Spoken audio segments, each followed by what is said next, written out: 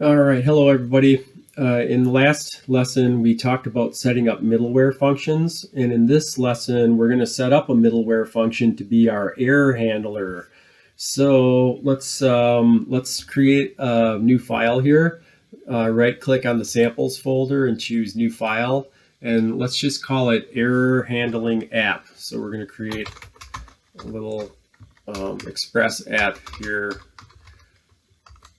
like that. Okay, and then we'll go ahead and bring in Express, import it, like so. And then we need to create an app from the Express object. So we'll go const app equals Express, whoops, like so. Now we've got an application and we can start calling methods on it. And let's just go ahead and do this. App.get, this will be our, what is going on? Oh, geez, problems here. App.get, why is it doing this to me? I think it did this in the last video too. There we go. There's the route for our home page. And then we'll go ahead and add an arrow function for our route handler function, like that.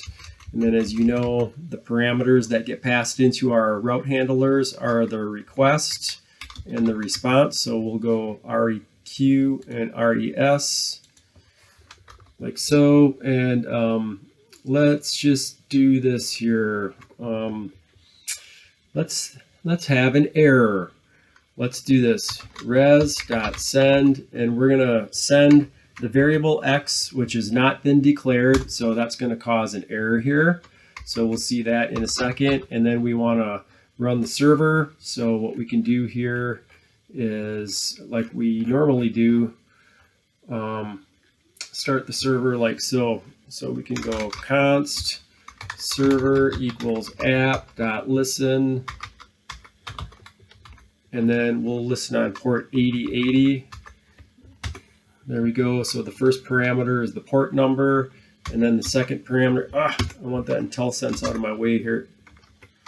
I got to disable that. Okay, there we go.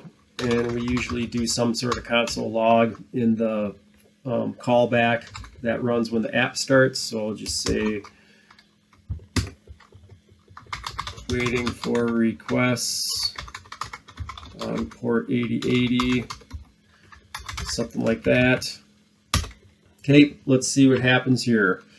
We're going to get an error. Okay, now the app starts. It hasn't encountered the error yet because a request hasn't come in for the home page. So it's running. Oh, I'm running the wrong one here. I want to save that, and I'm going to, down in the terminal, I killed the app, and I want to run this one. I'm using NodeMon again. And so I want to go into the samples folder, and then this time I want to do my error handling app.js. Okay, so the app started, no problem yet, but once a request comes in and our route handler function gets invoked, we're going to run into an error. Let's see what happens here. Go back over to the browser.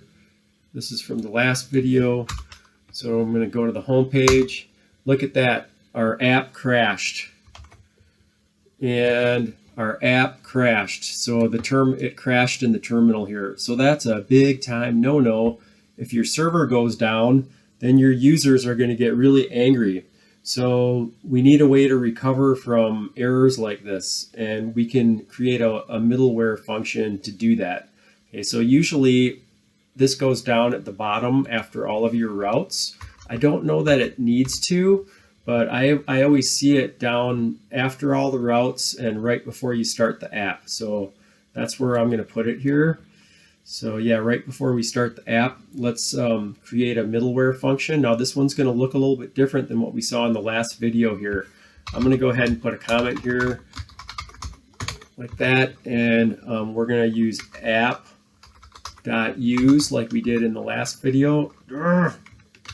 The IntelliSense is messing with me. There we go, app.use. And in this case, there is no route. I'm just going to pass in an arrow function, and I'm going to give it a few parameters. Now, the first parameter to this one is going to be the error. Okay, so that's going to represent any errors that occur. That's going to be an object that gets thrown when an error occurs. Okay, then the other ones are the ones we're familiar with: rec, res, and next. Okay, split those curly braces apart, and here's where you can handle your error. So maybe we'd want to do a console log that appears in the terminal, and you know, something like error, like that.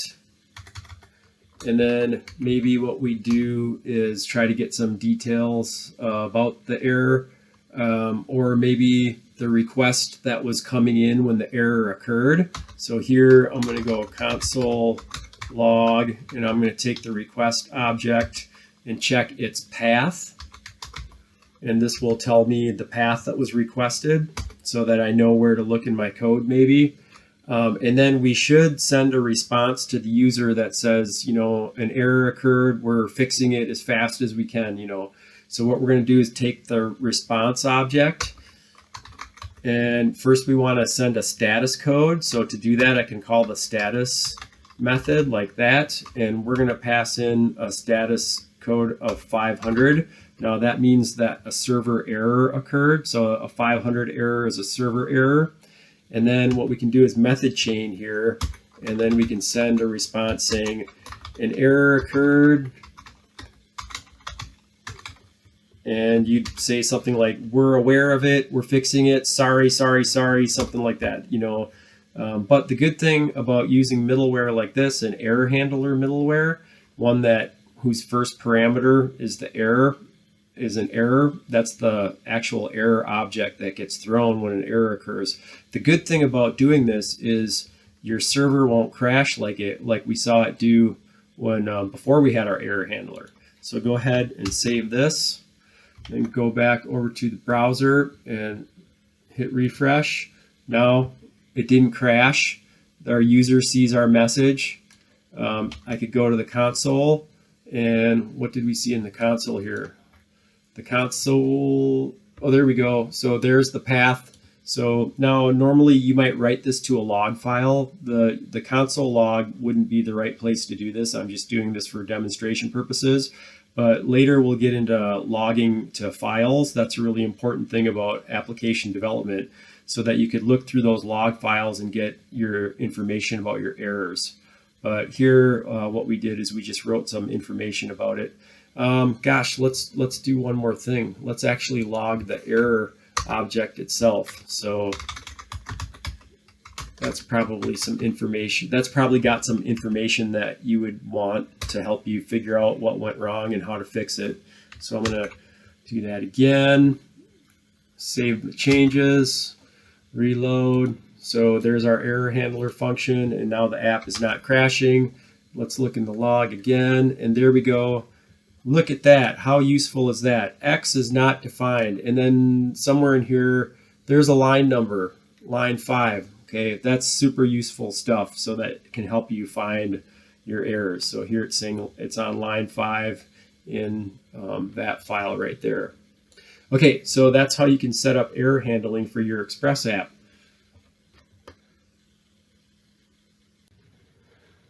Real quick before we end this video, I just want to show you how you can generate an error. You guys, I'm not sure how much you've done that in the program, but there are times when you can throw an error, and then our error handler will catch it, and it's a good skill to have, good thing to do in your apps.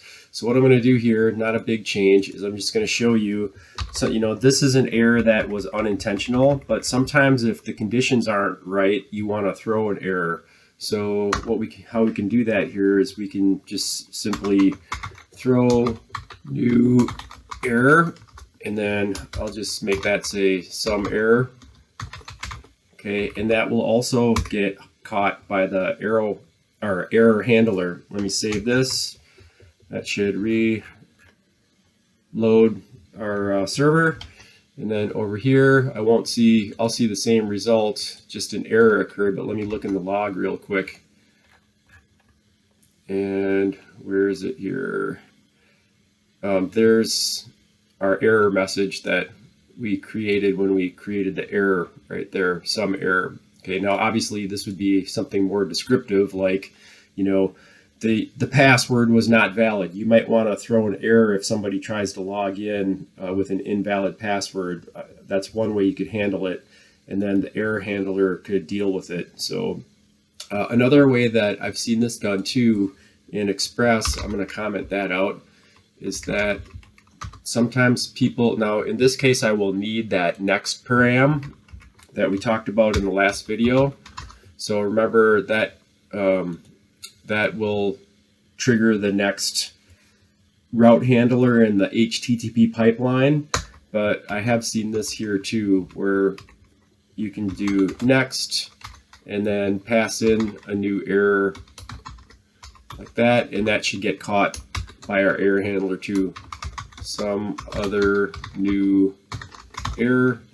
Okay, I'm going to save that, go back over here and refresh. An error occurred, and then let me look in the log, and hopefully some other new error shows up in the log right there. But the important thing to note is that our app does not crash. We want to prevent the server from crashing, then nobody can use it. So we want to handle these errors like that.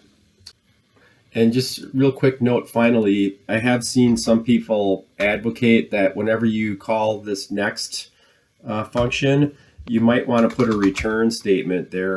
If you had some other code that came after this, or maybe this, you put this in an if statement, or anyways, I have seen people advocate putting a return statement right there.